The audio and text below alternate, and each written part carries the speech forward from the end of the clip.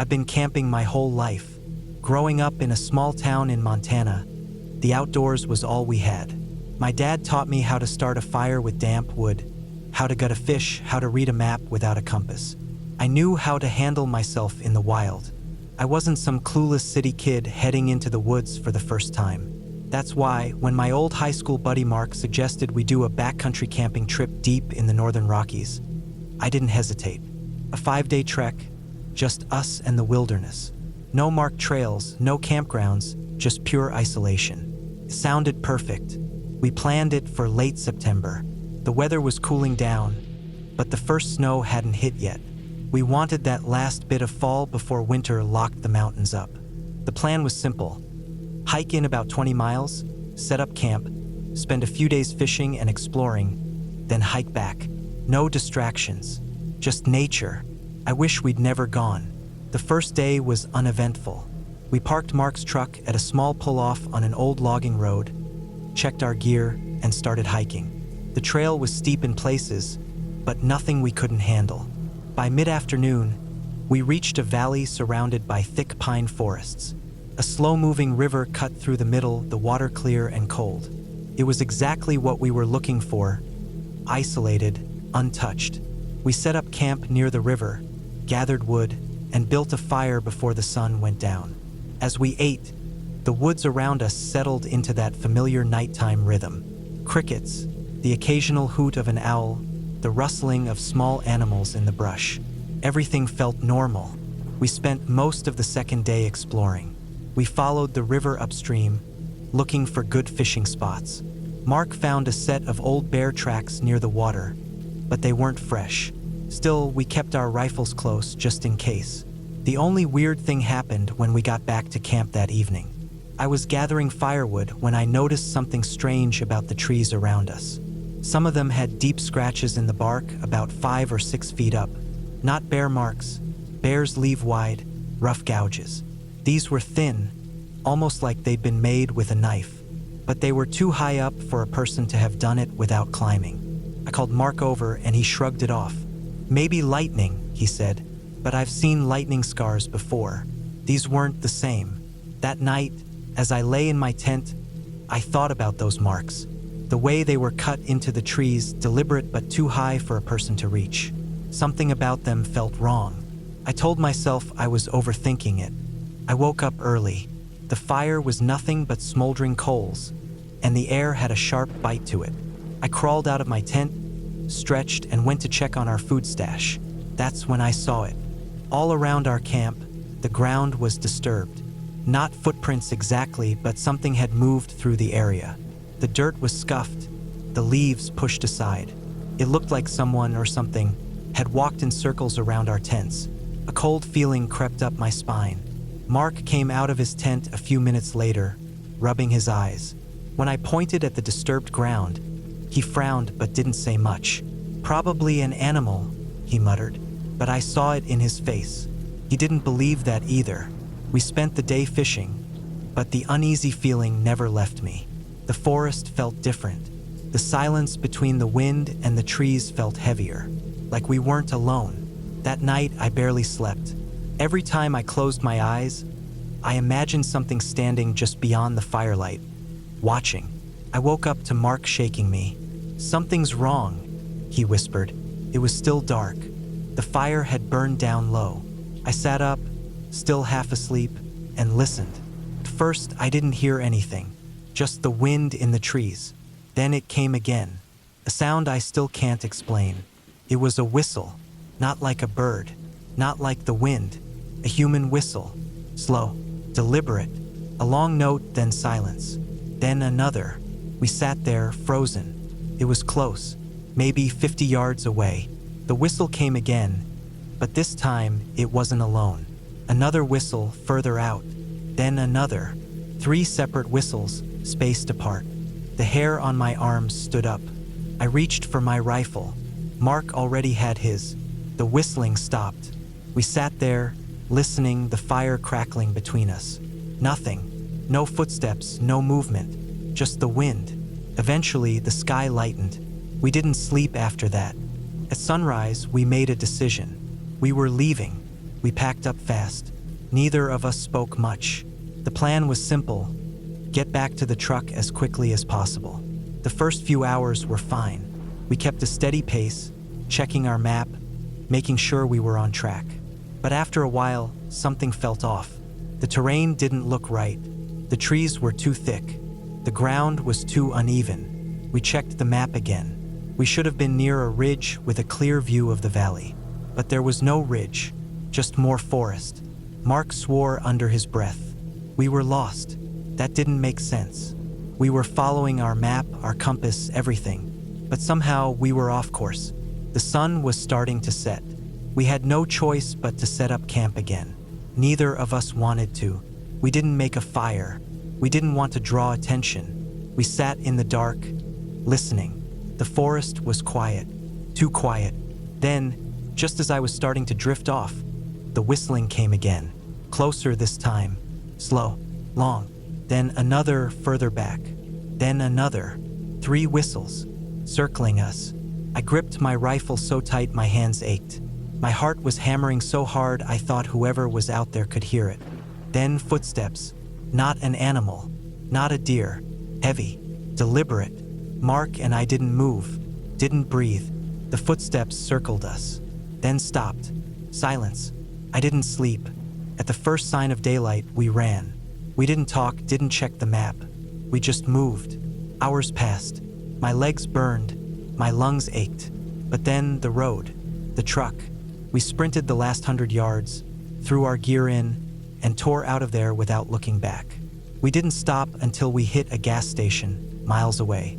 We didn't talk about it. Not on the drive home. Not after. I don't know who or what was out there.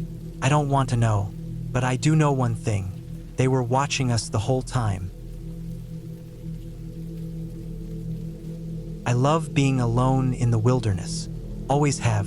There's something about the quiet, the isolation, the way the air smells cleaner when you're miles away from the nearest road. I don't go to campgrounds. I don't stay in cabins. If I'm out in the woods, it's just me, my tent, and whatever I can carry on my back. I've done dozens of solo trips, sometimes for days at a time. I know how to handle myself. I know how to pack, how to move through the wild without leaving a trail, how to keep my food away from scavengers. I know how to watch for bears, how to deal with sudden weather changes, how to navigate by the sun. I thought I was prepared for anything, but I wasn't prepared for being hunted. It was early October when I set out on my trip. The mountains were perfect that time of year. Cool, crisp air, golden leaves, no summer crowds. I had picked a spot deep in the backcountry, a good 20 miles from the nearest road. No trails, no people, just untouched wilderness. I parked my truck at a dirt pull-off, shouldered my pack, and started hiking. The first few miles were easy, just following an old game trail. The trees were dense, mostly pine, with a few bright patches of aspen mixed in. I kept my rifle slung over my shoulder, not expecting to use it, but I always carried one just in case. The deeper I went, the more the world seemed to quiet down. That was my favorite part. Getting far enough away that all I could hear was the wind in the trees, the distant call of a hawk, the crunch of leaves under my boots. By late afternoon, I found a perfect spot to set up camp. A small clearing near a slow-moving creek, just big enough for my tent and a fire. I dropped my pack, stretched my shoulders, and got to work gathering firewood. That's when I saw them. Tracks, big ones. At first, I thought they might be from a big dog, but there was no sign of claw marks, just the deep, round pads of a mountain lion. I crouched down, looking closer. The prints were fresh, maybe a few hours old. My stomach tightened. I'd seen mountain lions before, but never this far out, never alone. They were ghosts in the woods, nearly impossible to spot unless they wanted you to see them. I stood up, scanning the tree line. Nothing, just the endless stretch of forest. I told myself it was fine. Cougars avoid people. It had probably passed through earlier in the day. Still, I kept my rifle close as I finished setting up camp. That night, I sat by the fire, listening. Every rustling leaf, every snapping twig made my heart beat a little faster. But nothing came. I told myself I was overthinking it. I was wrong. The next morning, I woke up early. The air was cold, my breath visible in the dim light. I unzipped my tent and stepped out, stretching my stiff muscles. Then I saw them. More tracks, closer this time. They circled my camp. I felt a chill crawl up my spine. The night before, I had convinced myself the mountain lion had passed through earlier in the day. But these tracks weren't from yesterday. These were fresh. I looked around, scanning the trees, the rocks, the creek. Nothing. But I could feel something. Watching. I tried to shake it off. I'd been in the woods long enough to know that fear can mess with your mind. Animals wander through campsites all the time. Maybe the cat had been curious, sniffed around, and moved on. Still, I kept my rifle loaded. That day, I hiked out to a ridge about 2 miles from camp. The view was incredible. Endless forest stretching out for miles, golden and green under the autumn sun. I stayed there for a while, eating a small lunch, breathing in the cold air. It was peaceful. Then I started heading back. About a mile from camp, I saw something that stopped me dead in my tracks. A dead deer, fresh kill.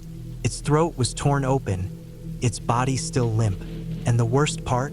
It hadn't been eaten. Mountain lions kill to eat. They don't just kill for fun. But this one, it had taken the deer down, left it, and walked away. I felt my skin go cold. It wasn't hungry. It was hunting, not for food. For me, when I got back to camp, I built up my fire immediately. Big, bright flames. Animals don't like fire. I kept my rifle on my lap, eyes scanning the trees as the sun dipped lower. The woods felt wrong. The normal sounds, birds, rustling leaves, were gone. Everything was too quiet. Then, just as the last light faded, I heard it. A sound that made my blood run cold.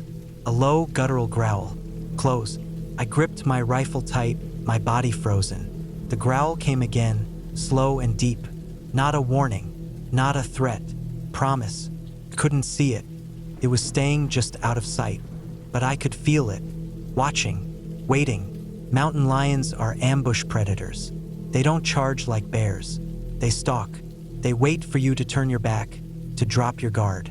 Then they strike. I forced myself to stay calm. Panic would get me killed. I needed a plan. I didn't sleep. I sat by the fire, rifle in my hands, staring into the darkness. Every now and then, I'd hear something, a rustling in the brush, the snap of a twig, a shadow shifting between the trees. The cat was circling me, testing me. I knew if I let that fire die down, if I closed my eyes for even a second, it would be on me before I could react. So I waited, and so did it. Hours passed. The fire crackled. The night stretched on. The tension was unbearable. A never-ending game of patience between me and something that could end me in an instant. Then, just before dawn, the noises stopped. Silence. I didn't move, didn't breathe. Then, in the faintest light of morning, I saw it. Eyes low to the ground, golden and unblinking, watching me from the underbrush. The fire was still going, but I knew it wouldn't stop it. The cat was waiting for the perfect moment. I didn't give it one. Slowly, carefully, I stood up, rifle raised. I stepped back toward my tent, never taking my eyes off those glowing orbs in the dark. Then, with one sharp movement, the mountain lion disappeared. Gone. Not scared, not running, just waiting. I packed up in minutes. I didn't eat, didn't rest. Just grabbed my gear and started walking. I didn't stop. Not once. The whole way back, I could feel it. Following. Not close enough to see, but close enough. When I reached my truck, I threw my gear inside, jumped in, and locked the doors. My hands were shaking as I started the engine. I didn't look back. I haven't been back to that area since. I've told a few people the story. Some believe me. Some think I imagined it, that my mind played tricks on me. But I know the truth. It wasn't just a mountain lion passing through. It was hunting me, and I barely made it out. Camping alone never used to bother me.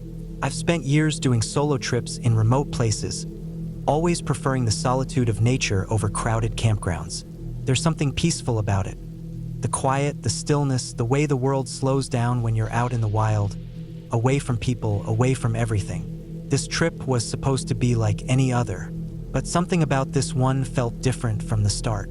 Something I couldn't quite put my finger on. I had driven deep into the Everglades, following an old dirt road that barely even qualified as a road. It was more like a narrow, winding path of packed mud, lined with tall grass and thick cypress trees that stretched out into the marsh. The air was dense with humidity, even in December, and the occasional slap of a mosquito against my skin reminded me that Florida's insects never really took a break. By the time I reached my campsite, the sun was dipping below the horizon. I found a small clearing just off the road, surrounded by dense vegetation, and parked my car. My car, a convertible with a cloth top, was my tent for the night. I don't sleep on the ground anymore. My back won't let me. Instead, I fold down the seats, spread out my sleeping pad and blanket, and sleep in the back. The only downside is the cloth top. It's thin, too thin. Normally, that doesn't bother me, but tonight it did. There was something about the stillness of the Everglades, the way the trees stood like silent figures in the darkness, that made the inside of my car feel too open, too vulnerable. I had just started to drift off when I heard it. A soft thump, then a slow, deliberate pacing above me. Something was on the roof. I froze, staring up at the fabric above me, watching as the weight of whatever was up there caused a slight sag in the material. It moved in slow, careful steps, the fabric shifting under its weight. Not a bird. Too heavy. My first thought was a raccoon. That made sense. Raccoons were common in the Everglades, and they weren't shy about searching for food. But as I lay there, listening to the steady movement above me, I started to wonder if it was too heavy to be a raccoon. I reached up and pushed against the roof. Whatever was up there scrambled away, its claws scraping against the fabric as it leapt off. I let out a breath, my pulse steadying. That should have been the end of it, but it wasn't. A few minutes later, it came back. I shoved at the roof again. It ran off. Silence. Then, just as I was starting to relax, thump, it landed again. And this time, it stayed longer. This went on for what felt like hours. The thing on my roof would leave, then return over and over again. I couldn't tell if it was the same raccoon or multiple, but it was persistent. Eventually, the sound stopped, and I allowed myself to relax. I closed my eyes, exhausted, and tried to sleep. Then I heard something inside the car. I opened my eyes. The raccoon was in the driver's seat, just sitting there, facing forward, its head slightly turned toward me, its black eyes reflecting the faint glow of the moonlight. For a long second, we just stared at each other. There was something unsettling about the way it sat there, completely still, like it had been watching me sleep. I jolted upright, and before I could react, it darted out the open window, disappearing into the night. My skin crawled, not because of the raccoon itself, but because of the way it had moved. Quick, silent, too smart, like it had been waiting. After that, I couldn't sleep. I lay there for hours, staring at the ceiling, every sound outside making my pulse jump. Eventually, nature called. I had to use the bathroom. The small campground restroom was only a short walk away, a little concrete building with dim yellow lighting. I didn't bother locking my car. I figured the raccoon had already gotten what it wanted and moved on. I was gone less than 5 minutes. When I came back, I knew immediately that something was wrong. The air inside my car smelled different. Musky, damp, like fur and earth. And then I saw it. The empty bread wrapper. It was lying under a tree, just a few feet away from my car.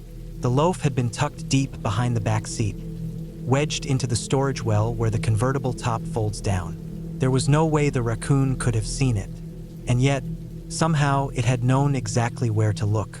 I stepped closer, my flashlight sweeping over the ground. The bread was gone, all 18 slices. I stared at the empty wrapper, feeling an odd mix of frustration and unease. It wasn't just that it had taken my food. It was that it had waited until I was gone. It had been watching. I barely slept after that. Every rustle in the bushes, every shift of the wind made my heart pound. I kept imagining those black eyes staring at me through the darkness, waiting for me to fall asleep again. By the time the first light of morning crept through the trees, I had already made up my mind. I wasn't staying another night. I packed up quickly, tossing my gear into the trunk without bothering to organize it. The Everglades, once peaceful and still, now felt claustrophobic. Every shadow between the trees felt like something waiting, something watching. As I pulled onto the dirt road, leaving my campsite behind, I took one last look in the rearview mirror, and for a split second, I swore I saw something moving at the edge of the trees. Not a raccoon, something bigger, something that had been waiting for me to leave. I didn't stop driving until I was miles away from the Everglades, the sun high in the sky, the weight in my chest finally starting to fade. Looking back, I know it was just a raccoon, but even now, I can't shake the feeling that there was more to it than that. Not something supernatural, not something impossible, just something smart, something patient, and, most unsettling of all, something that knew exactly when to strike. Camping alone has never scared me. I've done it for years, driven out to remote places where I wouldn't see another person for miles. I liked the solitude, the stillness, the way the world seemed to shrink down to just me, my car, and whatever was lurking in the dark.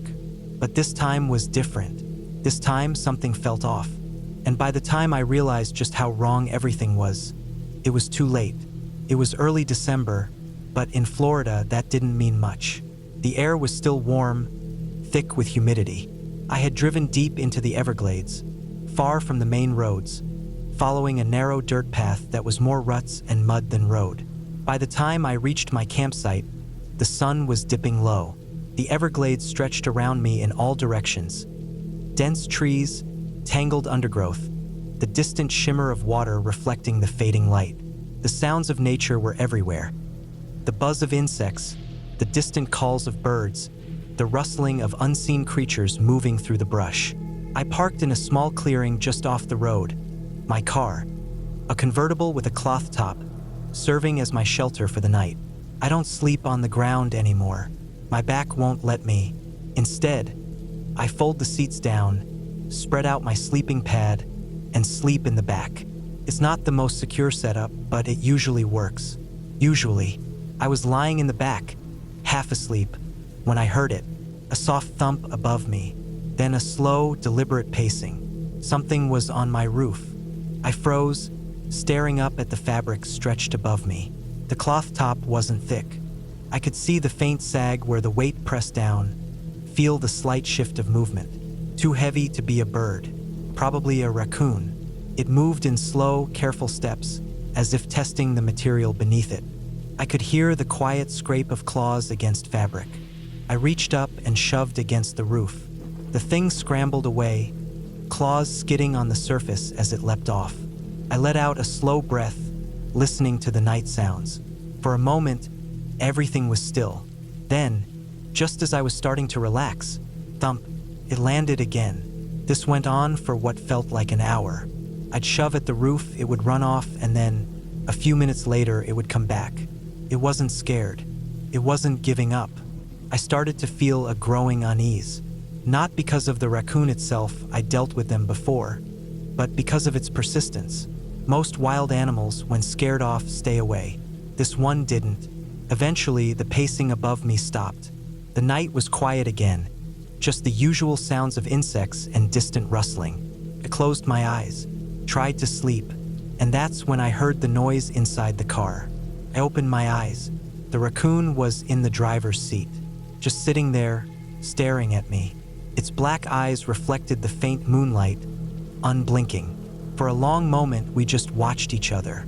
Something about the way it sat there, completely still, made my skin crawl.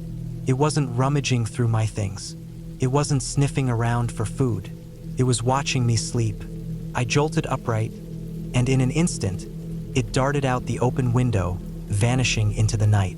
My heart pounded in my chest. I should have rolled up the windows then and there.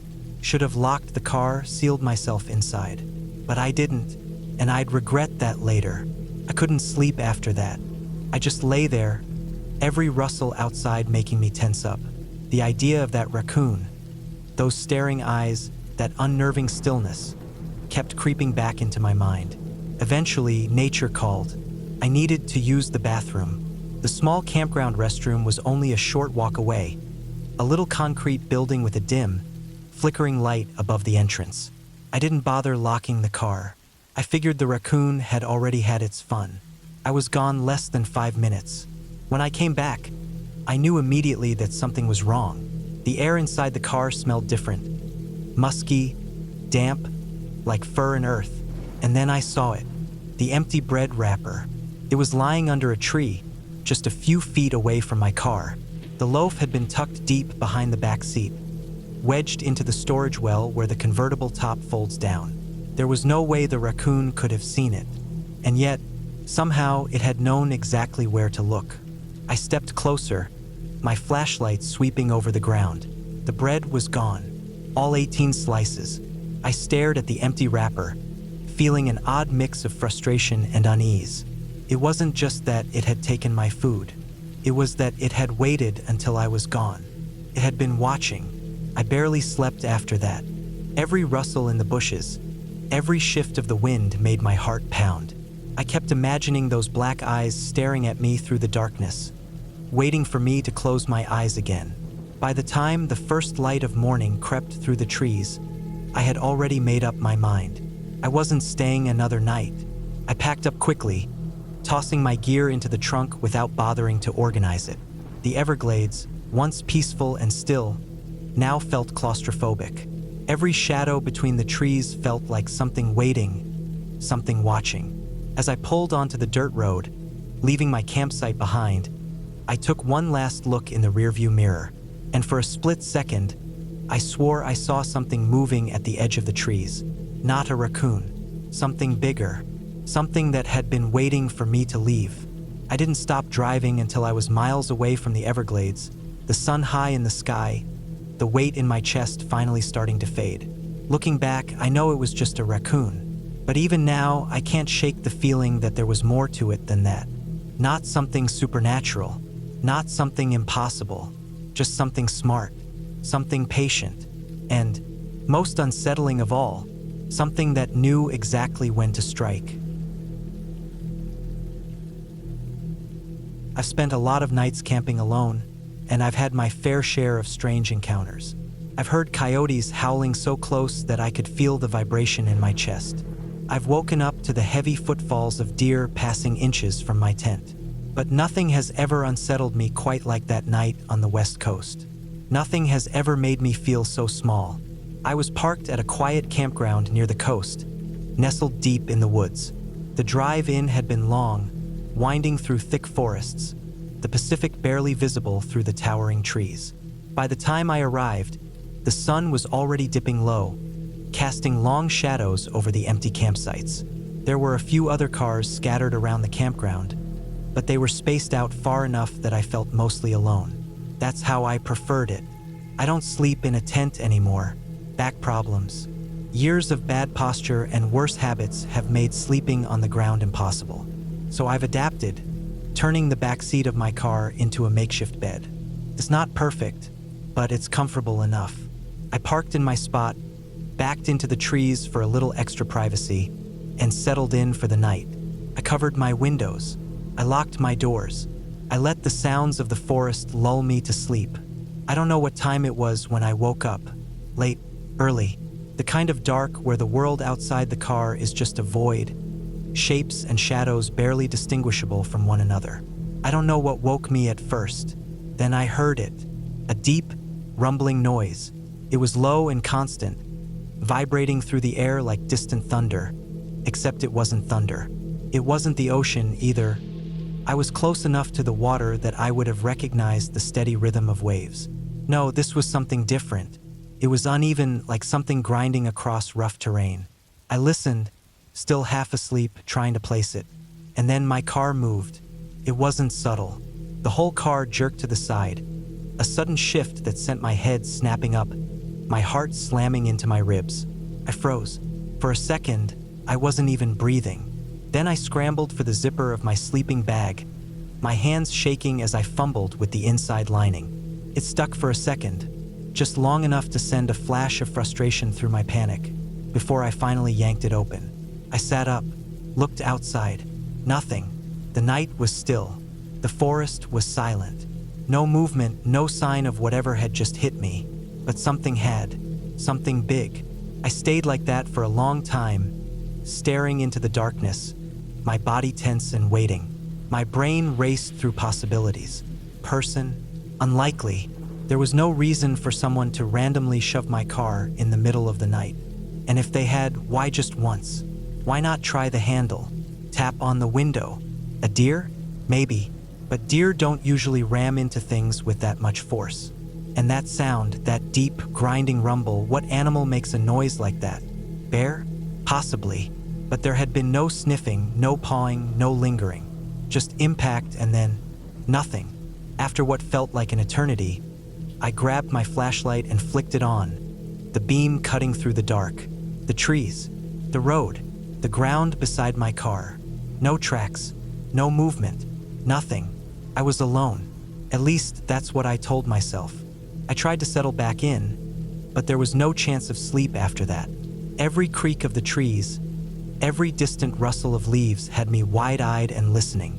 The night stretched on, impossibly slow, the darkness pressing against my car like a living thing. At some point, exhaustion won. I must have dozed off, because the next thing I remember was the faint glow of morning creeping through the trees. Birds were singing. The forest had come back to life. And for a moment, it felt like everything was normal again. Then I got out of the car. I stretched, shaking off the stiffness in my legs, and walked around to inspect the area. First, everything seemed untouched. Then I saw the marks. Not footprints, not paw prints, drag marks, a wide swath of disturbed earth, leading from the tree line to the spot right beside my car. The dirt was gouged and uneven, like something massive had scraped across it. Something heavy, something that rumbled when it moved. I followed the trail with my eyes. It disappeared back into the woods, back into the dark. I packed up immediately. I wasn't waiting around to see if whatever had come through in the night decided to come back. As I drove away, the rational part of my brain kept trying to make sense of it. A bear dragging something? Possible. An old tree shifting and collapsing in the night? Maybe. But I couldn't shake the feeling that I had missed something, that I had been right there, only a thin layer of metal and glass between me and something I still don't understand. I don't camp in that part of the country anymore, and I still don't know what made that noise. I don't think I ever will. I've camped alone plenty of times. I'm not new to the feeling of isolation, the deep silence of the woods, the way the night seems bigger when you're the only human for miles. I like it that way, but that night along the Mogollon Rim of Arizona, I realized how small I really was. It was late afternoon when I pulled off the narrow forest road, tires crunching over dry pine needles as I found a spot nestled between tall ponderosa pines. The Mogollon Rim stretches for miles, a rugged, high-elevation plateau with deep canyons and endless forest. It's a place where the wilderness still feels wild. It was just me and my dog, Ranger. I parked, got out, and stretched, breathing in the crisp mountain air. Ranger jumped from the truck, sniffing the ground, tail wagging. His energy always made me feel more at ease in the woods. He'd let me know if anything was out of place. Setting up was routine: unload the gear, pitch the tent, gather wood. The sun was dipping lower by the time I got a fire going. I sat back, enjoying the heat, staring at the flames as the first stars blinked into view above the towering trees. Ranger lay beside me, his ears twitching as he listened to the night sounds. The wind whispered through the pines. An owl hooted somewhere in the distance. Everything felt normal. For a while, the sound came from behind a bush, maybe 20 feet away from the edge of my camp. A rustling, a shift in the brush, subtle but enough to snap Ranger's head up. I expected a reaction, a bark, a growl, something. Instead, he whimpered. It wasn't loud, but it was enough to make my stomach tighten. I glanced at him, surprised. He wasn't a fearful dog. He chased deer when he shouldn't, barked at anything unfamiliar. But now he just shrank closer to me, ears back. I stared at the bush, waiting, the fire crackling beside me. I didn't see anything. Probably a raccoon, maybe a skunk. I didn't want to deal with that. I tossed another log onto the fire, letting the flames rise higher. The light pushed against the dark, revealing nothing but the shapes of trees and shadowed underbrush. After a few minutes, I let it go. Ranger tensed again. A different bush this time, opposite side of camp. Something was moving, not the wind, not a small animal. It was deliberate. Ranger stood and trotted toward the tent, tail tucked, pressing his nose against the door. He wanted in. That's when the unease crept into my chest. I picked up a couple of rocks from the ground and chucked them into the dark. Nothing. No movement. No sound of something scurrying away. Just silence. That was worse. If it had been a deer, I'd have heard it bounding off. If it had been a smaller animal, it would have rustled the leaves in its escape. But there was nothing. I swallowed hard. My skin prickled. I tossed a few more pieces of wood on the fire, watching as the flames roared higher. I didn't want to put it out yet. Not while something was out there. Ranger was still by the tent, watching me. I made up my mind. We were sleeping inside tonight. I crawled into the tent, zipping it shut as Ranger curled up beside me. He was still tense. His breathing was slow, his body pressed close. I could feel his muscles tight beneath his fur. I lay there, listening. The fire outside crackled. The wind stirred the trees. Every so often, I swore I heard something. Faint movements, slow and careful, just beyond the glow of the fire. I forced myself to stay still. The fire would keep it away. At least I hoped. I don't know how long I lay there, staring at the dark ceiling of the tent, my ears straining for every sound. Eventually, exhaustion won. Sleep took me. I woke to sunlight filtering through the fabric of the tent. For a second, I felt normal. Then I remembered. I unzipped the door, stepping out into the crisp morning air. The fire had burned down to glowing embers, the forest quiet and peaceful. Ranger trotted beside me as I walked toward the bushes where we had heard the noises. That's when I saw the tracks. My breath caught. Large, padded prints in the dirt. Too big for a coyote, too round for a dog. Mountain lion. They circled my camp, weaving between the trees, stopping just at the edge of the firelight. My stomach twisted. It had been there, watching, waiting. Had I gone to check those bushes last night? Had I stepped just a little too far into the dark? I don't let myself finish the thought. I looked down at Ranger. He was sniffing the tracks, tail low, ears flicking back. He had known. He had sensed it when I hadn't. I crouched, scratching behind his ears. "Good boy," I murmured.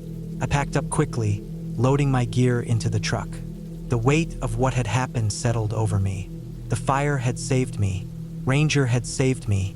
I climbed into the driver's seat, Ranger hopping in beside me, and started the engine. As I drove away, I took one last look at the quiet woods. I love camping, but I don't think I'll ever forget how close I came that night. And I don't think I'll ever camp without a fire again. I grew up on stories about the wilderness. My uncle was a ranger in Montana for nearly 20 years, spending more nights under the open sky than inside four walls. He taught me how to track animals, how to read the land, and most importantly, how to respect it. But there was one story he told me that always stuck with me. A story that, no matter how much I tried to rationalize it, never quite made sense. It was late fall when my uncle was out on patrol, deep in the Montana wilderness. The rangers had different sectors, and his was one of the most remote, miles from the nearest town, miles from the nearest road. That day, the air was crisp, cold, but not freezing yet. The trees had mostly shed their leaves, leaving the ground blanketed in a thick layer of yellow and brown.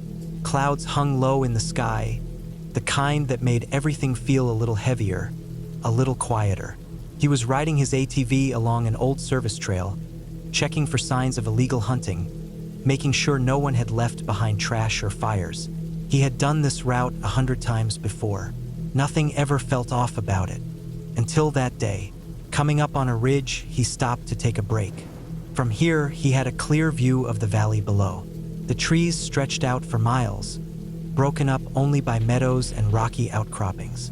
He pulled out his binoculars, scanning the landscape like he always did.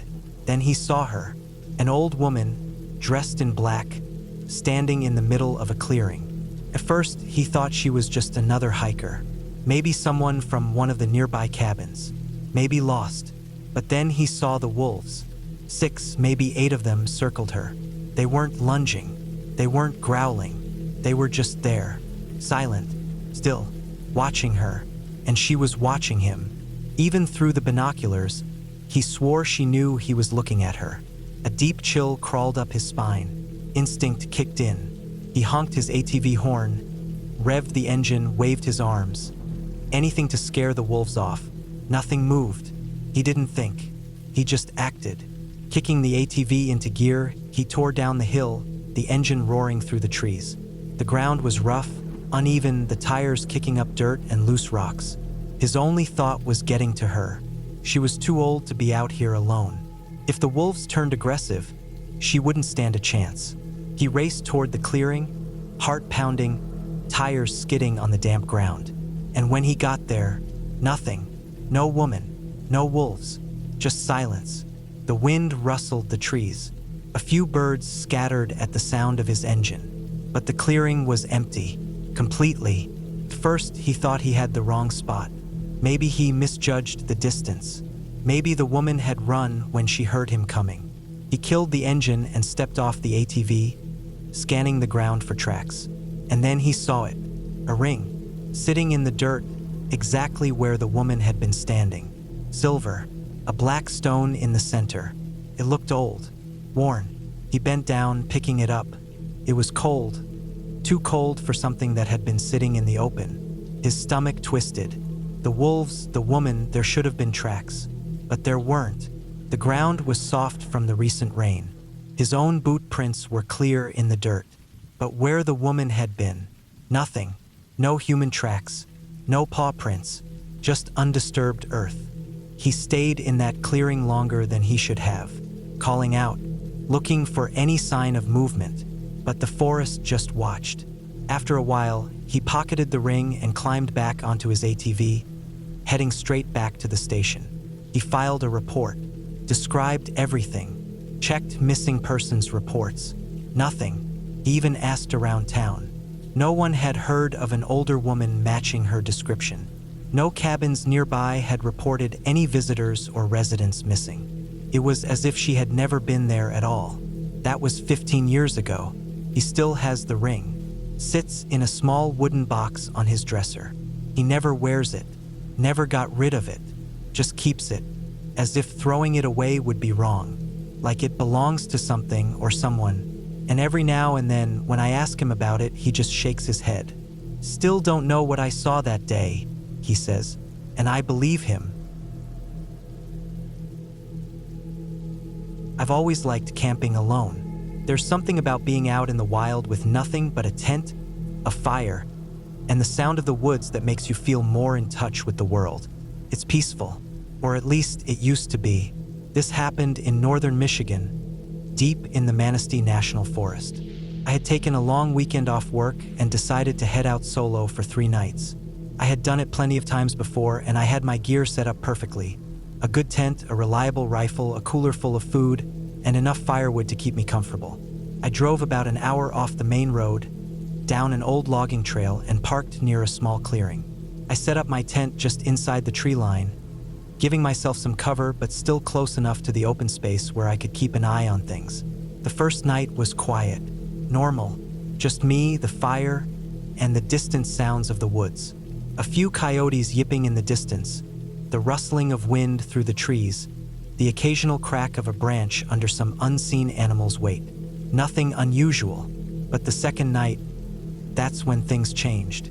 I was sitting by the fire, cooking up some stew, when I noticed something strange. The woods had gone silent. If you've spent enough time outdoors, you know that silence isn't normal. There's always something making noise. A distant owl, the chirp of crickets, the rustling of small creatures moving through the brush. But now, Nothing. Not even the wind. It was like the whole forest was holding its breath. I told myself it was nothing. Maybe a predator in the area, a bear or a mountain lion. Happens sometimes. The smaller animals go quiet when they sense something bigger nearby. Still, something felt off. I tried to shake it off and went about my night. I ate, stoked the fire, and eventually crawled into my tent. I had my rifle next to me, like always, just in case. I was just starting to drift off when I heard it. A low, guttural growl. Deep, rough, too big to be a coyote. It wasn't close, not yet, but it was there, somewhere beyond the trees. I sat up, heart pounding, listening. The fire was still burning, casting a dim orange glow through the walls of my tent. I reached for my rifle, keeping it close. The growl came again, closer this time. Then branches snapped. Something big was moving through the woods. I strained my ears, trying to figure out what it was. A bear? Maybe, but something about the way it moved felt wrong. Bears are heavy, slow. They lumber. This thing was fast, almost like it was on two legs. I unzipped my tent just enough to peek outside. The fire was still going, but beyond its glow, the woods were a wall of blackness.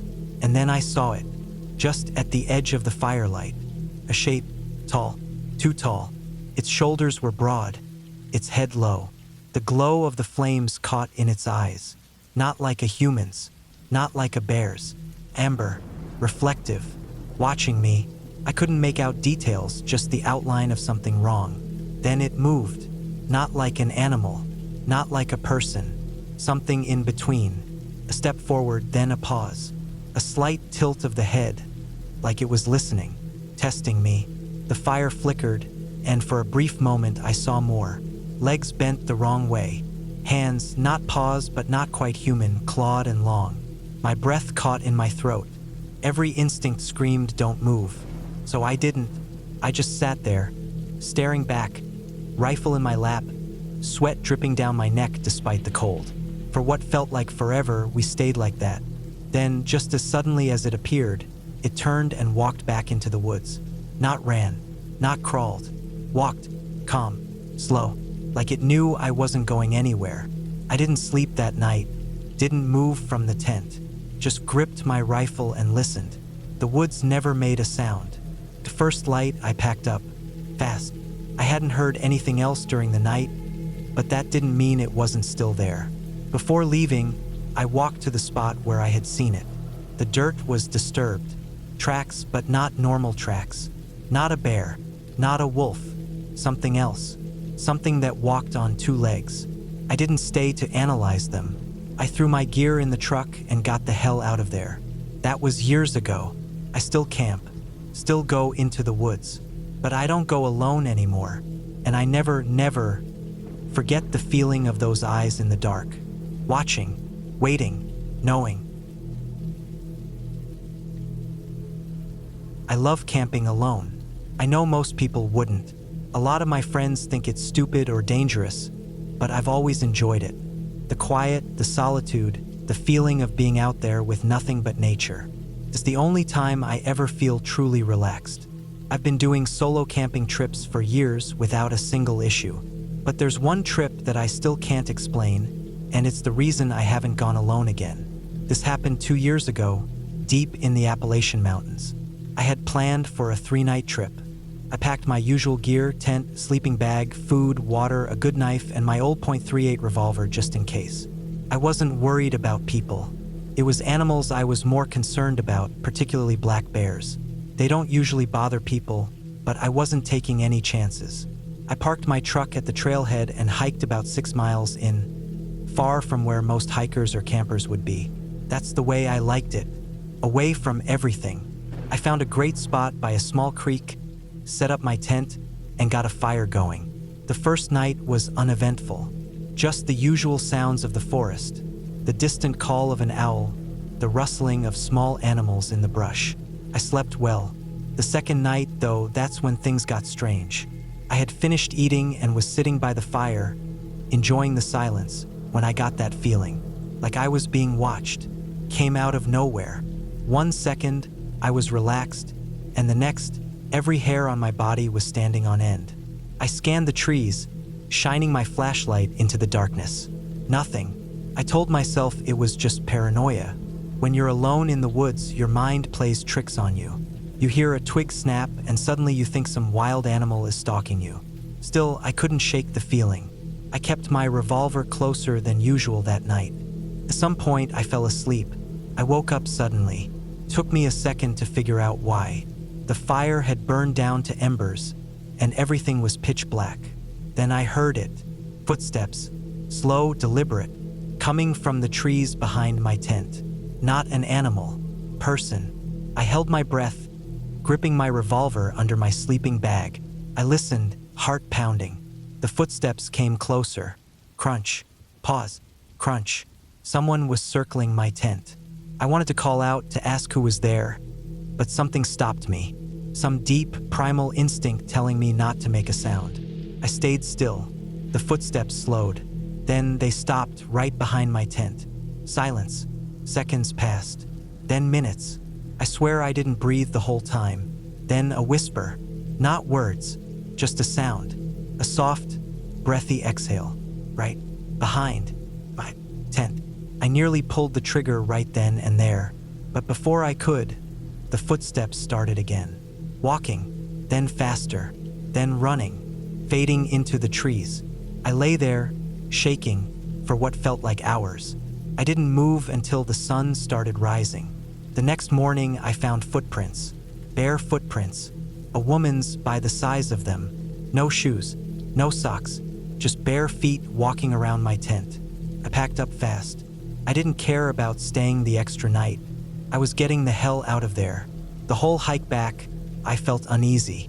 Every snap of a twig, every rustle of leaves made my skin crawl. I kept checking behind me, but I never saw anything. When I finally reached my truck, I felt a huge wave of relief. I threw my gear in the back and climbed in. Then I froze. At the edge of the tree line, about 50 yards away, she was standing there. A woman, barefoot, pale, wearing some kind of ragged dress. Long, tangled hair hanging over her face. Just standing there, staring at me. I didn't even think. I just started the engine and tore out of there so fast I nearly ran off the road. I didn't stop driving for hours. I still don't know what I saw. I've tried to come up with logical explanations.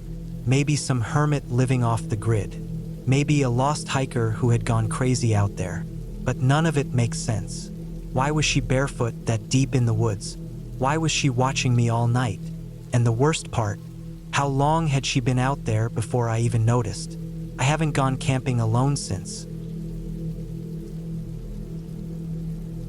I've always loved camping. I grew up doing it with my dad, and even as an adult, I try to get out at least a few times a year. There's something about being out in nature, away from everything, that clears my mind. No traffic, no screens, no noise except for the wind through the trees and the occasional call of an animal in the distance. But after my last trip, I don't go into the woods alone anymore.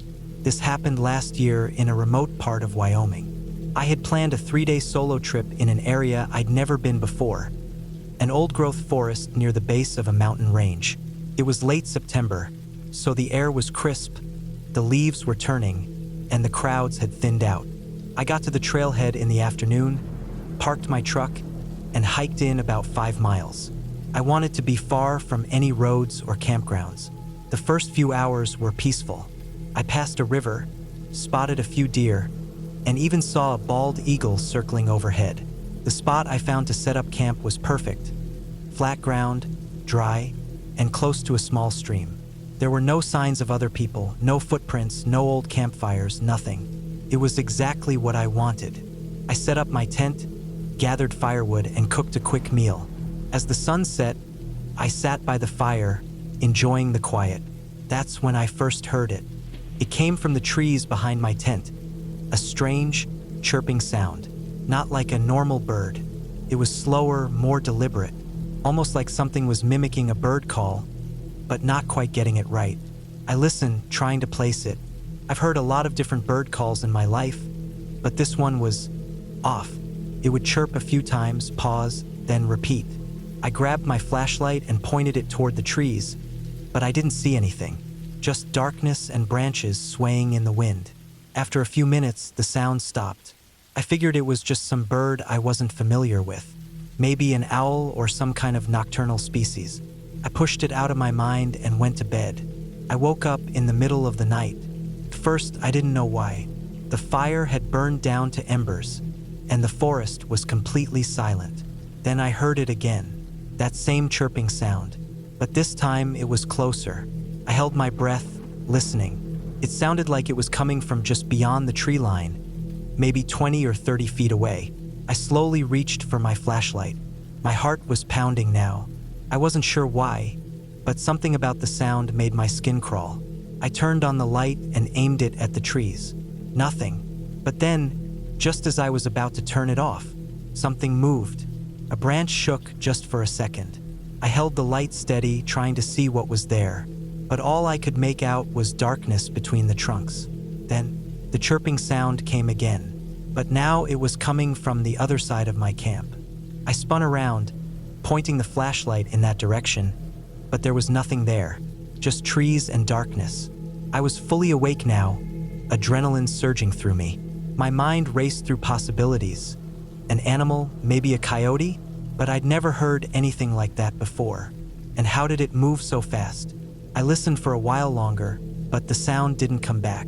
Eventually, I convinced myself I was overreacting and went back into the tent. I didn't sleep much. The next morning, I got up early and checked the area. At first, I didn't see anything unusual. The ground was mostly dry, covered in pine needles and leaves. But then, about 10 feet from my tent, I saw the tracks. They weren't from a deer or a bear or anything I recognized.